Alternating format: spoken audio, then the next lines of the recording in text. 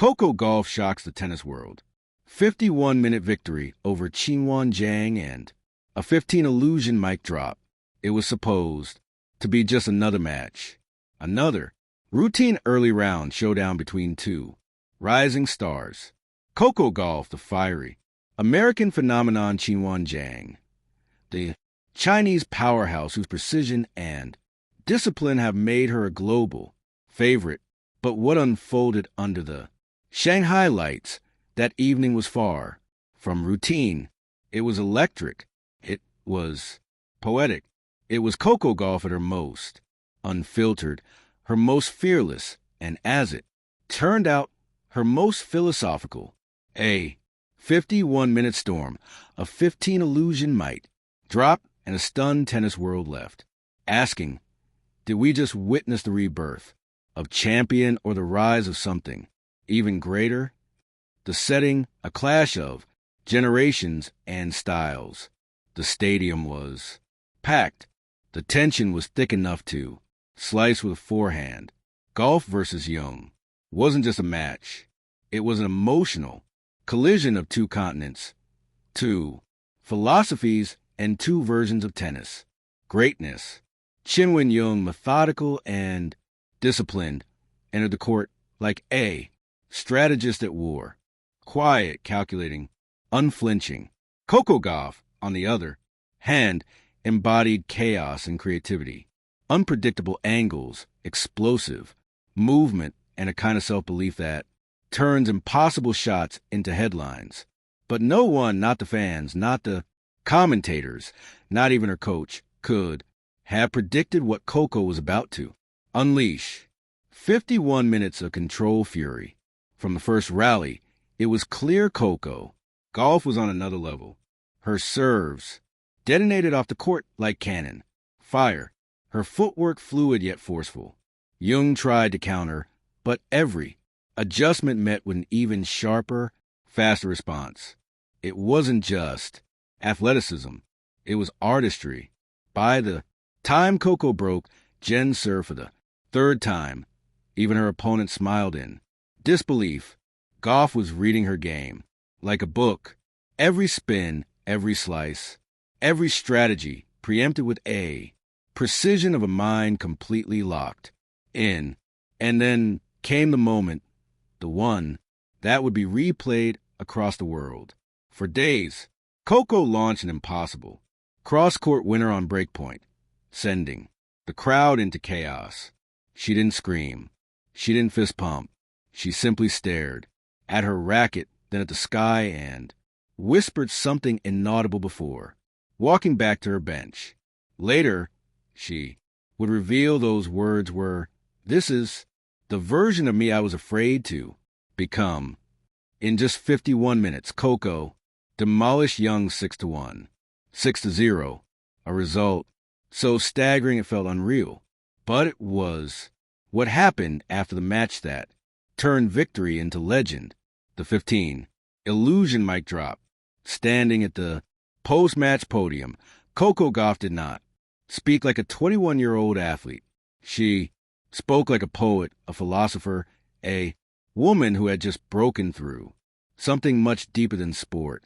She began calmly, then unleashed a speech that blended reflection, symbolism, and metaphor so densely layered that the internet later dubbed it the 15 illusions. Here's how it began. People said I was too young to carry weight, but Atlas was once a child, too.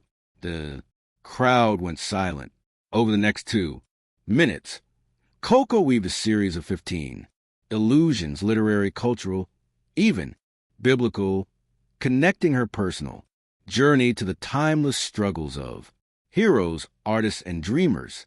She spoke of Icarus and the danger flying too close to fame. She referenced Serena as her Odyssey guide to the storm. She invoked Phoenix, the mythical bird, when describing her comeback from setbacks. And then with a calm smile, she ended with the words, "Tennis gave me wings, but I had to learn when to land." The crowd erupted. Cameras flashed. Commentators were speechless. Coco Gauff hadn't just won a tennis match. She had delivered a sermon disguised as a victory speech. The meaning behind the words. Within hours, her 15 illusion mic drop had become the most replayed post-match interview in tennis history. Social media flooded with breakdowns, analyses, and theories. Fans counted and listed each reference like hidden gems. In a song lyric atlas, burden and endurance, Icarus, ambition and caution, Phoenix rebirth, Serena Williams, mentor and inspiration, Cephas, resilience through repetition, Shakespeare's Tempest, chaos and calm, Achilles, vulnerability and greatness, Odyssey, journey, not destination, Daincy, sketches, perfection through imperfection, Maya Angelou, voice and identity, the moon, serenity amid tides, fire, passion that consumes or creates, echo, finding one's voice again, glass, fragility of fame, gravity, the weight that keeps us real. Every illusion was deliberate, every metaphor a glimpse into her mind. She wasn't performing, said her coach later. She was processing. That speech wasn't planned. It was her truth spilling out in poetry. Reaction from the tennis world. The tennis world went into meltdown. Billie Jean King tweeted, "Coco didn't just play, she composed. That was art, not sport." Serena Williams posted on Instagram, "That girl just redefined post-match interviews. Legends don't wait for age. They arrive when the world is ready." Even Rafael Nadal, usually stoic, commented during a press conference in Spain, "She speaks like someone who understands life already. We should listen, not just watch." Snorts. The clip was broadcast across every major sports network. Fans began referring to it as Coco's monologue. Coco's reflection after the chaos. A week later, Coco Gauff finally addressed a frenzy her speech had caused. During a sit-down interview, she laughed gently.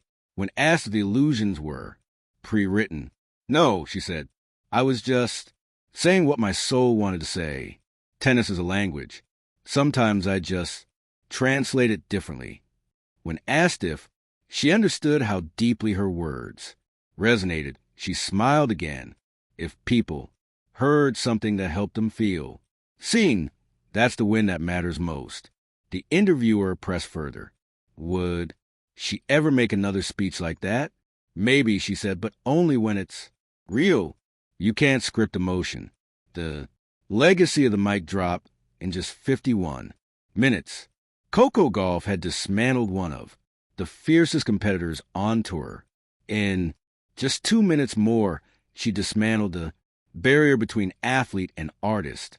Her victory became more than numbers on a scoreboard. It became a symbol of evolution. The 15 illusions once became bigger than either player. It exposed invisible dynamics that shape professional sports where talent, fame, and perception collide. For Coco Gauff, it was a test of character. For Moyuka, Uchijima, it was an act of courage. And for tennis, it was a wake-up call. Sports aren't just about the score. They're about the spirit of competition. The Wuhan Open reminded everyone that even in a billion-dollar industry, fairness isn't guaranteed. It has to be protected, as one columnist wrote. Afterward, in the end, Gauff didn't lose credibility, and Uchijima didn't lose respect. They both won something bigger, the right to demand better. Final reflection, a rivalry forged in truth. Weeks later, when asked about Moyuka in a press conference, Coco smiled genuinely. "She's tough, one of the hardest hitters out there, and I admire her for speaking her truth. I think we both grew from that week." Moa echoed similar sentiment in Tokyo. Coco handled it with grace. Maybe we just needed that conversation to happen. Now people are paying attention. And that's how out of chaos came clarity. The Wuhan Open 2025 will forever be remembered not just for Coco's breathtaking performance or Uchijima's fiery stand, but for what it represented: a rare, raw, and necessary confrontation with fairness itself. In a sport built on precision, both women reminded the world that true quality isn't automatic, it's earned. And as Coco Gauff walked off the court that night, fans held up signs that captured the spirit of the moment perfectly. Champions play fair and speak truth. Thank you for watching.